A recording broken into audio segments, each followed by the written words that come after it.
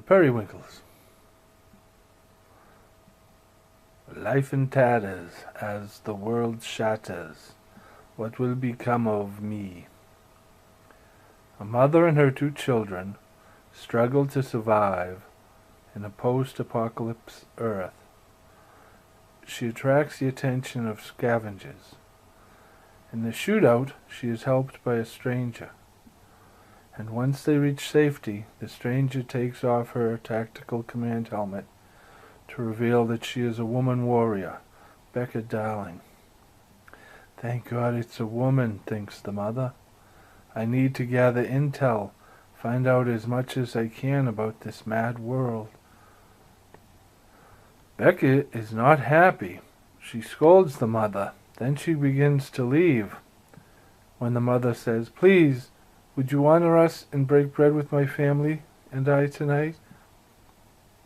So Darling agrees, and at dinner, the stranger meets the mother's 2 children. "This is it? This is your group? How have you survived for so long?" "Well, my husband was a good planner. He saw the gathering clouds of war, but he was also, sadly, one of the first victims of it.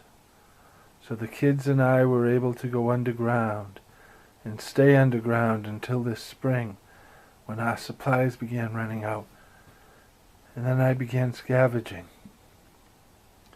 "So you haven't really survived in the post-world yet. You've just avoided it."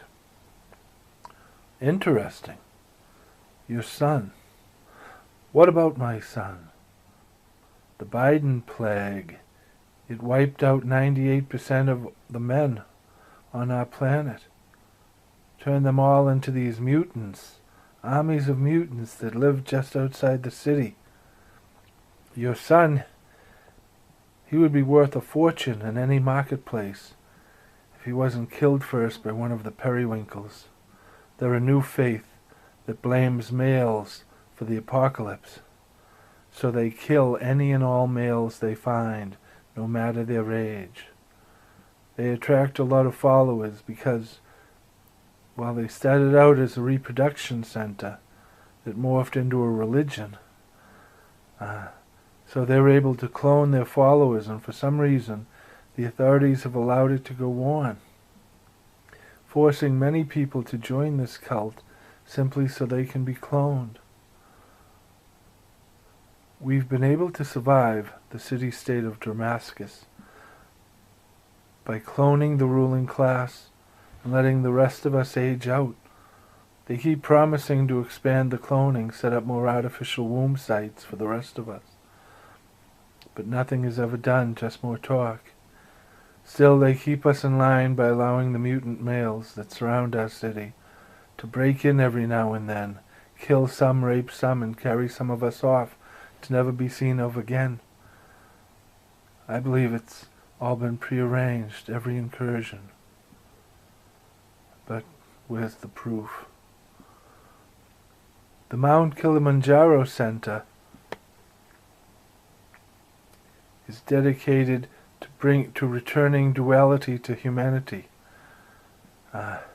They believe that cloning is a dead end and will only lead humanity to extinction. It hopes to bring duality back to humanity, so it has started a program to reintroduce males into the population. The Mount Kilimanjaro Center is a worldwide movement of people who believe in the duality of humanity. They have outposts in every city. We could reach the one here in this city tonight, and they could spirit us away to their home at Mount Kilimanjaro, if that is what you want. If not, I am sure any marketplace there are women who would give you any price you asked for your son. But the only way you can keep your family together is if we make it to the Mount Kilimanjaro Center. Geez, that jumped a little. Now I gotta find out where the hell I am. Come on. Okay.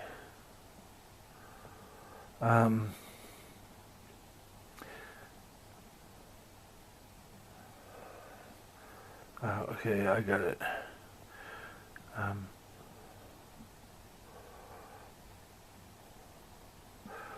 We could reach the night and you could be spirited away.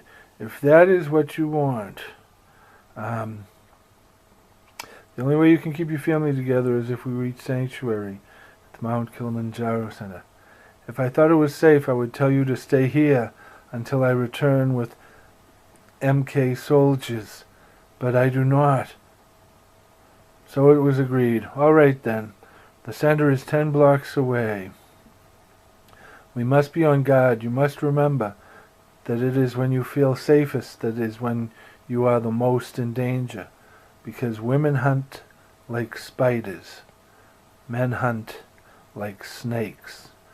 They fight to reach the Mount Kilimanjaro center and discover that it has been infiltrated and taken over by the periwinkles.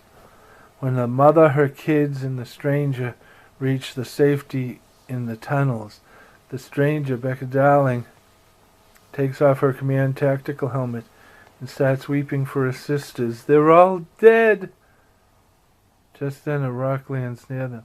They look up startled towards the shadows, and one of her sisters emerges.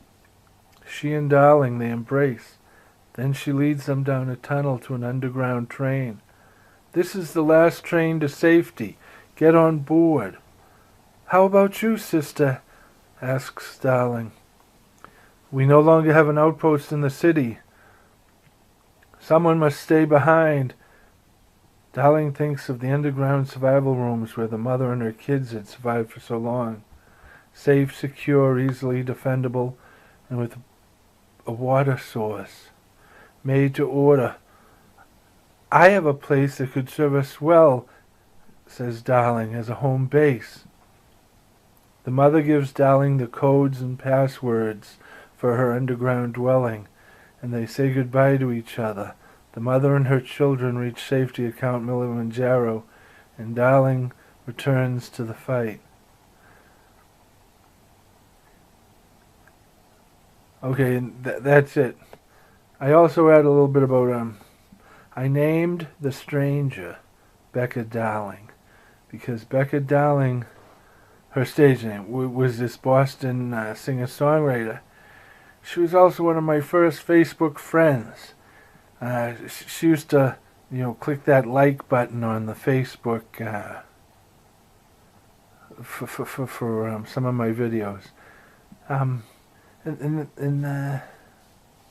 Unfortunately, she passed away. Her mother went on her page afterwards and posted that she passed away due to a bad reaction to her medication.